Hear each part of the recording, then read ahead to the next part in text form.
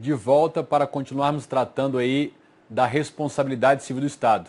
Fechamos o último bloco tratando aí de uma observação logo depois da ação regressiva, e era o fato de que o STF não admite a denunciação à lide pelo Estado em relação ao agente causador do dano. E o STJ entende que a denunciação à lide é facultativa. STF entende que não é possível a denunciação à lide. O STJ entende que é facultativa. Aí vai depender do que o examinador colocar na sua prova.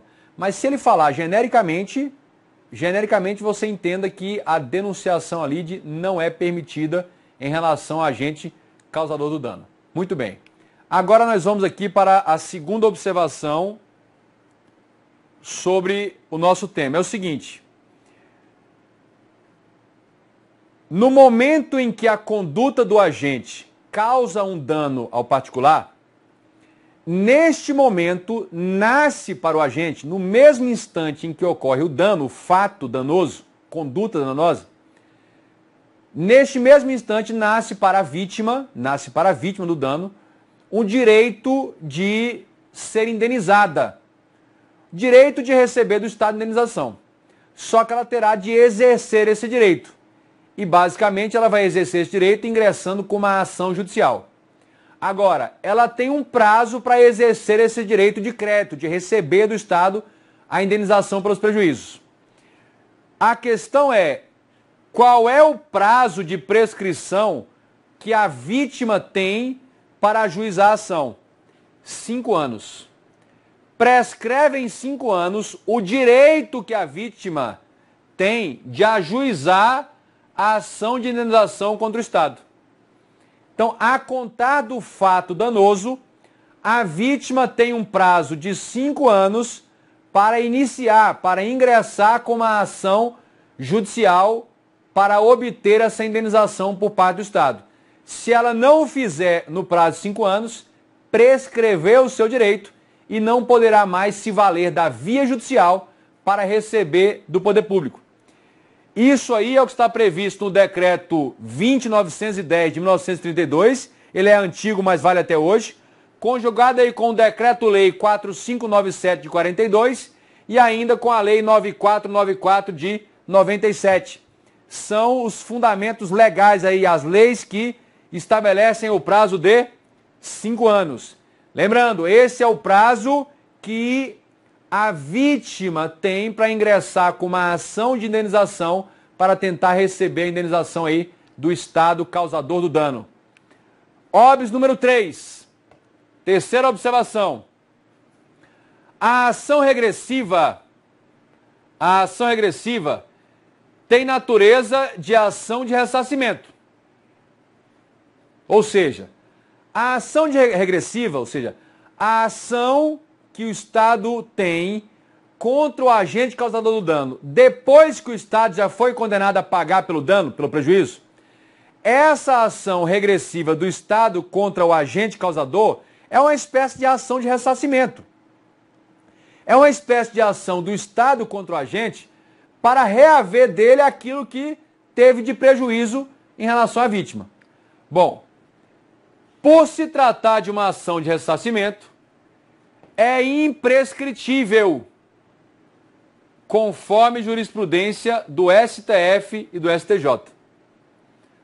O STF e o STJ, ao entenderem que a ação regressiva é uma ação de ressarcimento, é uma espécie de ação de ressarcimento, aplicou-se então o artigo 37, parágrafo 5º da CF, para entender que a ação regressiva, sendo a ação de ressarcimento, ela é imprescritível. O Estado pode entrar com uma ação contra o seu agente causador do dano a qualquer momento. Não tem prazo de prescrição. Tudo bem? Então, muita atenção aí, que esse é o entendimento, a jurisprudência do STF e do STJ sobre o assunto. Observação número 4. Visualizem comigo. A vítima entra com uma ação de indenização contra o Estado. Beleza? A vítima entra com uma ação de indenização contra o Estado. Aí, o judiciário, o juiz, condena o Estado a pagar a vítima. No momento que o Estado é condenado a pagar a vítima com trânsito em julgado, nasce para o Estado um direito de regresso. Um direito que o Estado tem de tentar reaver do seu agente, do agente causador do dano, o prejuízo que ele teve de arcar, o prejuízo com o qual ele teve de arcar. Beleza. Esse regresso do Estado, ou seja, essa tentativa que o Estado tem de rever ou reaver do seu agente causador o prejuízo sofrido, esse regresso ele pode ser tanto na via judicial, o Estado entra com uma ação judicial contra o seu agente causador, ou pode ser na via administrativa, mediante um procedimento administrativo normalmente chamado tomada de contas ou tomada de contas especial. Então, o regresso pode ser na via judicial ou na via administrativa.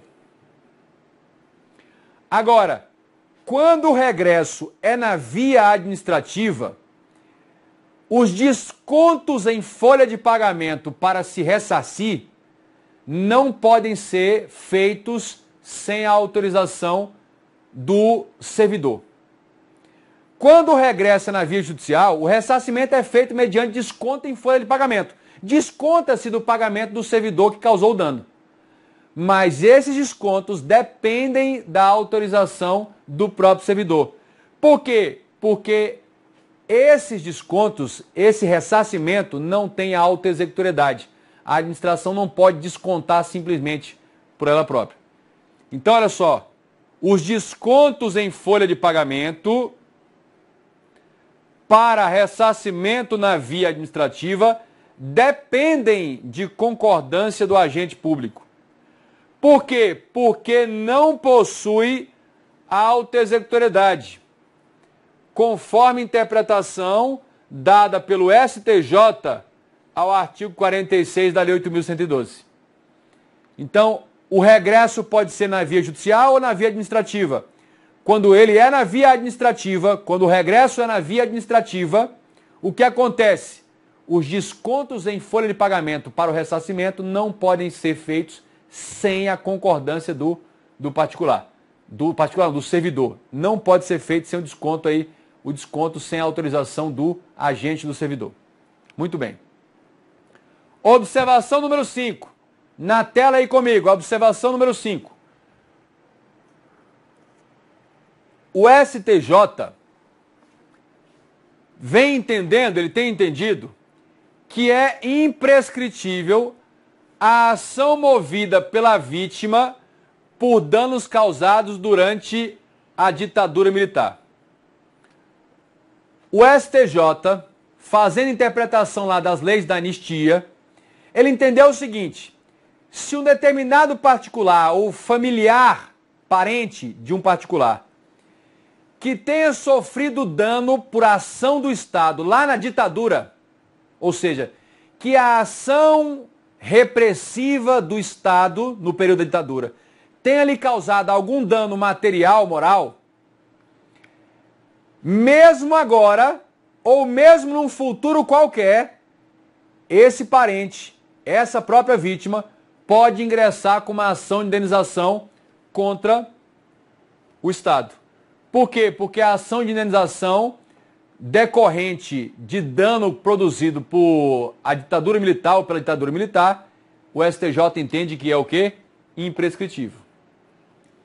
Portanto, o que acontece? Se a gente fosse pensar aqui, refletir a partir dessa jurisprudência, pensa comigo.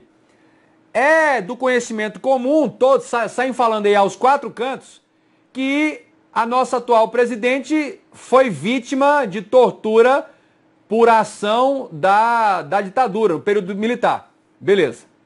Então, ela sofreu um dano, pelo menos um dano moral. Então, se ela quiser ingressar com uma ação para obter do Estado brasileiro uma indenização dos prejuízos causados, ela poderia entrar com essa ação? Poderia. A ação não estaria prescrita. Por quê? Porque o STJ entende que é imprescritível.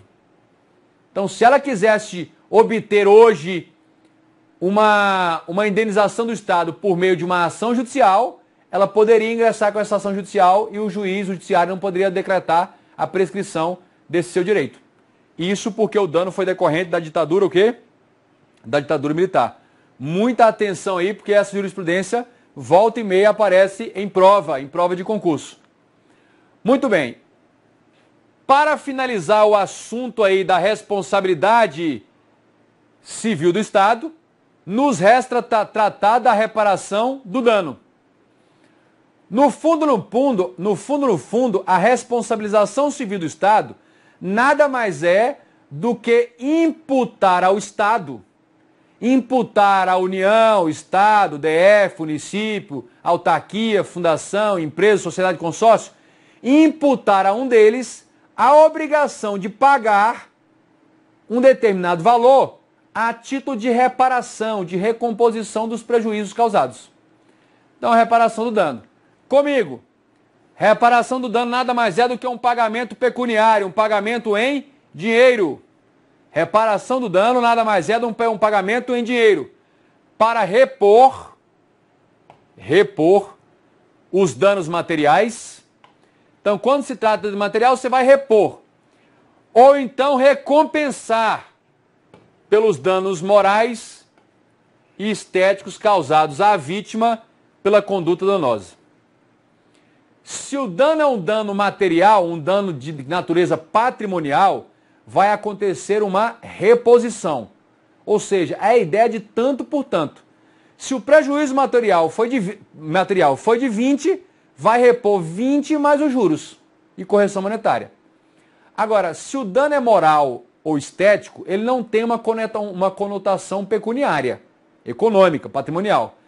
Mas será fixado um valor patrimonial a título de recompensa. Eu não vou repor dinheiro, eu não vou repor patrimônio.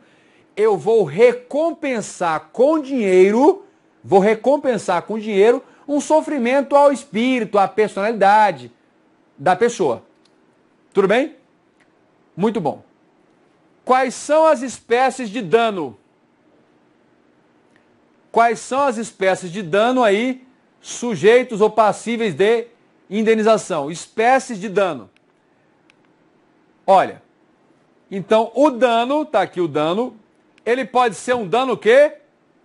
Material, que é a ideia de dano patrimonial.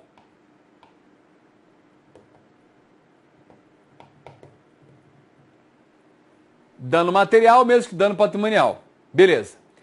Esse dano material, olha comigo, ele pode ser um dano emergente. Ele pode ser um dano emergente. O que é o dano emergente? Muito importante. Dano emergente é aquilo que foi suprimido, que foi destruído do patrimônio da vítima em razão da conduta danosa. Então vamos supor o seguinte. Um taxista aí da sua cidade transitava com seu veículo de trabalho sem seguro pelas ruas. O veículo dele, suponhamos, estava avaliado em 30 mil reais. Bom, esse veículo foi colidido por uma viatura da Polícia Militar. Destruiu o veículo, deu PT. Bom, a destruição do veículo significou uma supressão de 30 mil reais do patrimônio, de um bem equivalente a 30 mil reais, economicamente estimado em 30 mil reais. Então a administração vai ter que repor 30 mil reais ao patrimônio. Reposição, dano emergente. Mas esse taxista ficou internado vários dias. E depois dessa internação de vários dias, ao sair do hospital, ele teve que pagar a conta do hospital. 20 mil de despesas médicas hospitalares. Isso também é dano emergente. Dano emergente é tudo que estiver saindo ou já saiu. É tudo que estiver saindo ou já saiu do patrimônio da vítima em razão diretamente da conduta danosa. Ou seja, esses pagamentos para o hospital de 20 mil não decorreram do acidente que o fizeram ser hospitalizado? Sim, dano emergente. Tá aí. Agora, o dano material também pode ser na forma de lucro cessante. O dano material, ele também pode ser na forma de lucro cessante. Comigo, o que é o lucro cessante? Aí na tela, olha, é aquilo que a vítima razoavelmente deixou de auferir, de ganhar, em razão da conduta danosa. Aquilo que a vítima consegue comprovar que provavelmente ganharia, teria ganhado, se não tivesse ocorrido a conduta danosa. Isso que ela deixou de ganhar em razão da conduta danosa, isso entra como lucro cessante. Isso entra como lucro cessante. Mas tem que ser aquilo que comprovadamente ele receberia, provavelmente ele ganharia, só se algo muito excepcional acontecesse para ele não ganhar esse valor. Então, isso que ele deixou de ganhar, lucro cessante. Tá aí. Agora, o dano pode ser também um dano moral. O dano pode ser um dano moral. O que é o dano moral? É o sofrimento físico ou psíquico suportado pela vítima. Sofrimento físico ou psíquico infligido à vítima aí. Assim como a angústia da vítima, a frustração, o desvalor moral, o prejuízo à imagem e ao prestígio social, a honra dela. Isso é o dano moral. Então, o dano moral é um prejuízo que não tem conotação de patrimônio. O que foi violado, o que foi lesado, foram direitos da personalidade. E como é que se vai compensar esse prejuízo? Como é que você vai compensar um sofrimento à alma, ao espírito da pessoa, aquela dor de perder um ente querido, a frustração de não atingir um objetivo, o desvalor moral de todo mundo olhar para você com recriminação? Como é que você vai recompensar isso? É claro que isso não tem como ser devolvido in natura. Não tem como você devolver, recompensar com o mesmo. Não tem como. Então o direito criou a responsabilidade civil justamente para você restituir aquilo que não pode ser restituído in natura, você restitui com dinheiro. Aí você estabelece um montante como reconforto, como recompensa, como uma compensação por um prejuízo sofrido à personalidade da pessoa. Então, é o dano moral. Então, o dano moral será a fixação de um valor a título de recompensa. O dano moral é um valor que é fixado com base na gravidade da conduta, no tamanho do sofrimento do prejuízo, na capacidade econômica de quem causou o prejuízo, na capacidade econômica da vítima. Muito bem. Dano estético. Dano estético. O dano estético, o que é? É a supressão, gente, coloca aí, ou mutilação. Supressão ou mutilação de membro ou características físicas estéticas. Então, a amputação de membros, como de braços, pernas e outros membros, a mutilação facial ou mutilação de tecidos do próprio corpo vivo. Bom, tudo que for um prejuízo do ponto de vista da estética. Aquilo que quando a pessoa se apresentar esteticamente, ou seja, com o seu corpo físico, vai causar uma estranheza, um espécime, uma curiosidade, né? Assim, um próprio constrangimento para a pessoa em razão da deformidade. É uma deformidade no próprio corpo em razão da conduta danosa. Essa deformidade também é recompensada por um valor fixado da mesma forma que o dano moral. Beleza? Muito bem. O que eu quero é que vocês anotem aí uma observação.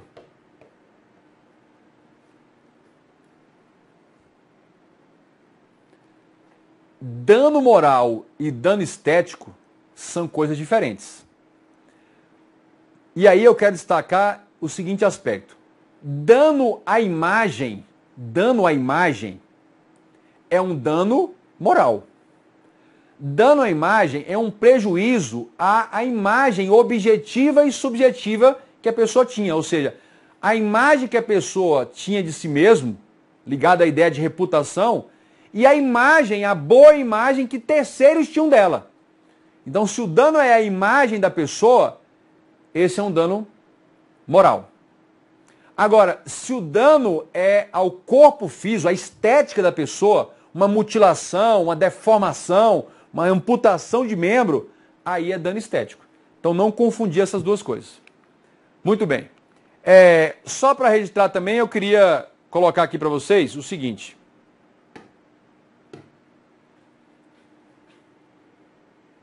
Admite-se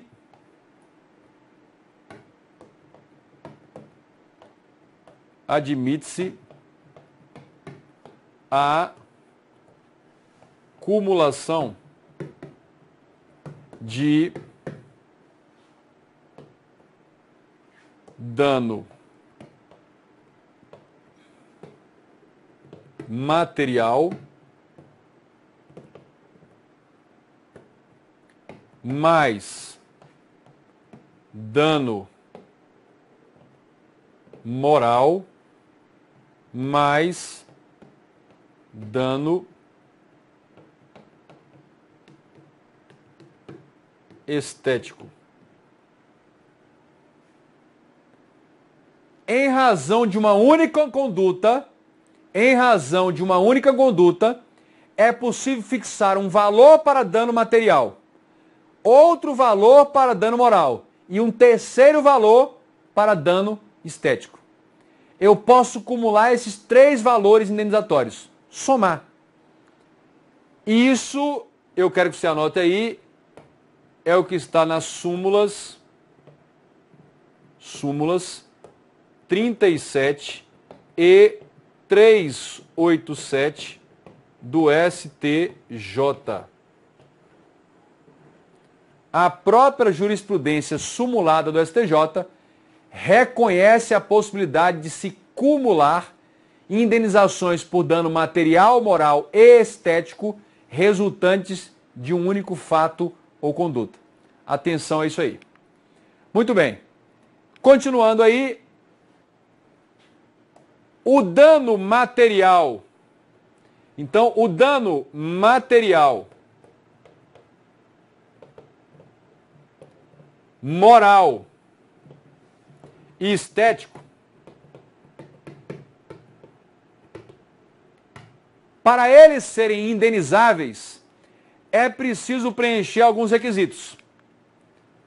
Então, para um dano ser considerado indenizável, ele tem de preencher 3 requisitos. Não basta ser um dano material, não basta ser um dano moral, não basta ser um dano estético. Além disso, tem de ser um dano jurídico.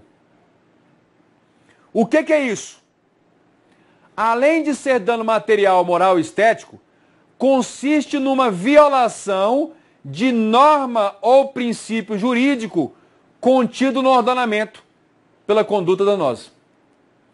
Ou seja, a conduta que causou um dano, além de violar o patrimônio, a moral ou a estética da pessoa, violou também uma norma protetiva que evitava esses danos. Por exemplo, a administração pública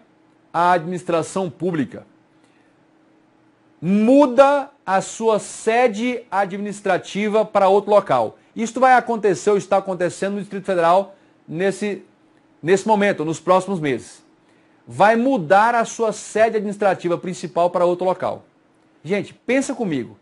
As lanchonetes, restaurantes e outros estabelecimentos que comercializavam alimentos que estavam próximos à antiga sede administrativa vão tomar um prejuízo?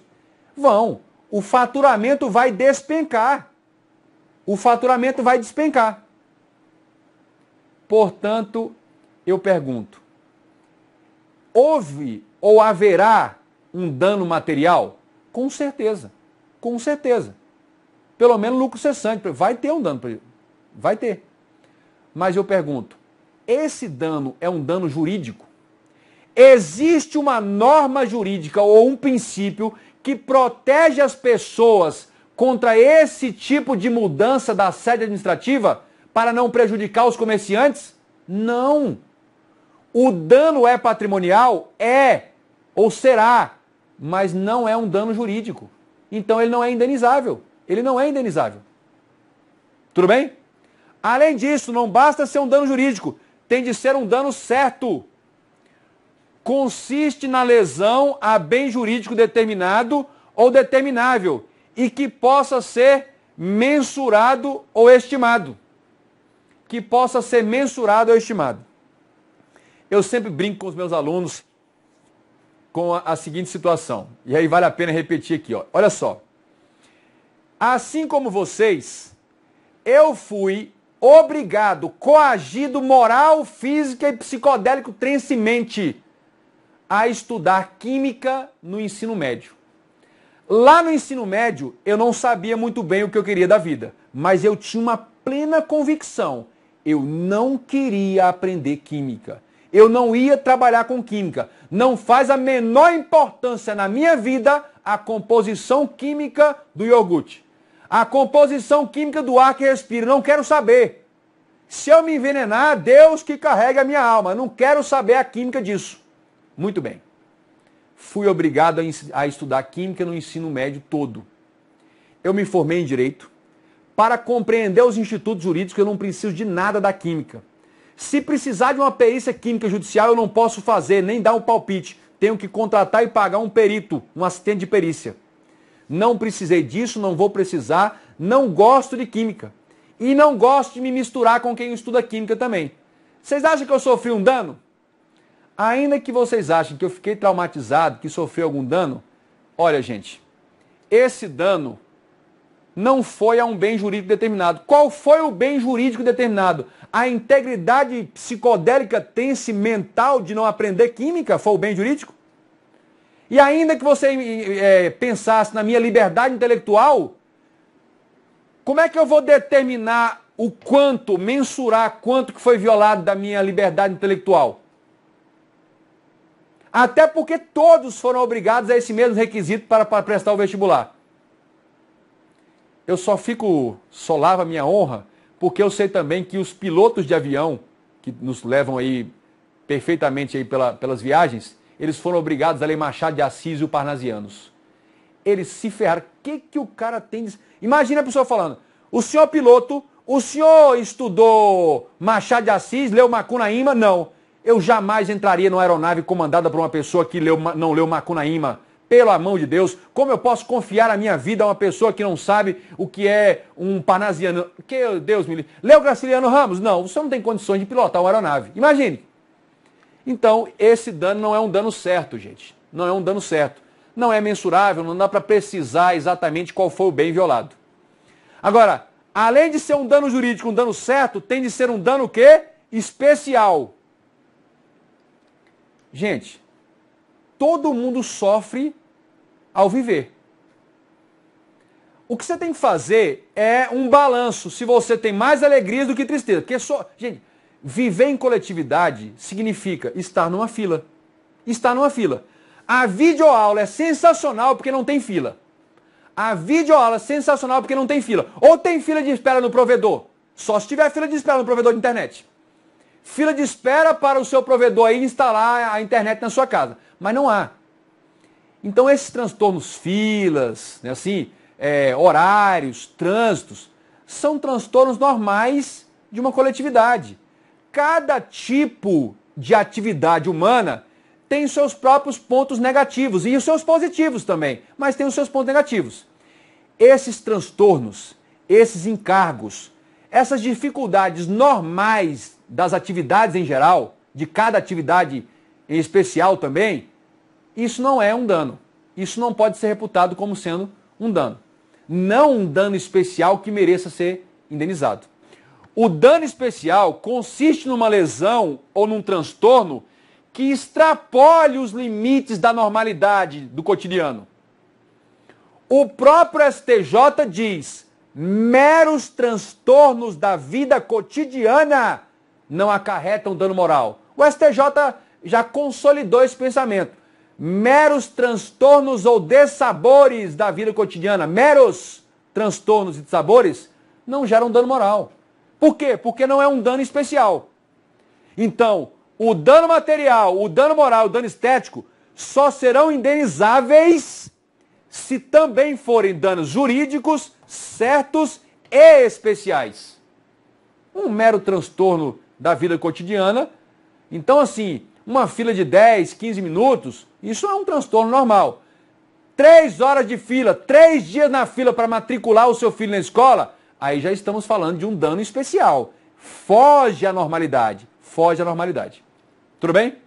Então, olha aqui, olha, só para registrar, o STJ entende: meros transtornos ou dissabores da vida cotidiana não configuram dano moral. Não configuram dano moral. Concluímos aqui o tema da responsabilidade civil do Estado. Revisem aí a matéria, façam bastantes questões, revejam as videoaulas, porque esse tema é muito importante, sempre cobrado, e ele não oferece dificuldade. É até um tema prazeroso de estudar, porque é um tema que diz respeito ao nosso cotidiano. Foco nesse tema, nesse assunto, porque ele é sempre muito cobrado por todas as bancas e em todos os concursos aí. Eu aguardo você para um próximo assunto.